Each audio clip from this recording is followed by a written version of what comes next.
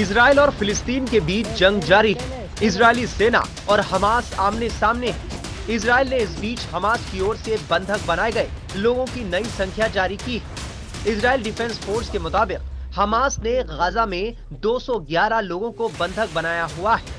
इससे पहले इजराइल ने बताया था कि हमास के कब्जे में 198 लोग, जिसे बाद में बढ़ाकर 203 कर दिया गया था।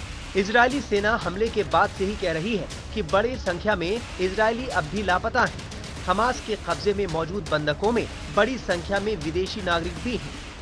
हमास ने अब तक सिर्फ 2 बंधकों को रिहा किया है और ये दोनों अमेरिकी नागरिक हैं, जिनके पास इजराइल की भी नागरिकता है। इन माँ बेटी को कतर की मध्यस्थता के बाद हमास ने रिहा किया था।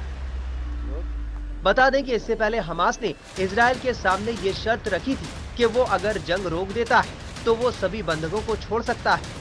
लेकिन इजराइल हमास के बीच जंग फिलहाल थम नहीं रही, बल्कि लेबनानी संगठन हिजबुल्लाह भी जंग में कूद पड़ा है।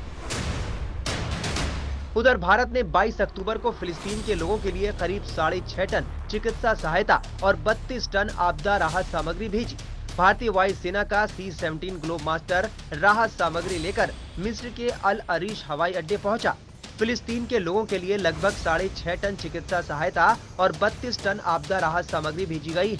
राहत सामग्री में आवश्यक जीवन रक्षक दवाएं, सर्जिकल सामान, तंबू, स्लीपिंग बैग, तिरपाल, स्वच्छता संबंधी सामान, जल शुद्धिकरण के लिए टैबलेट समेत बाकी आवश्यक वस्तुएं शामिल।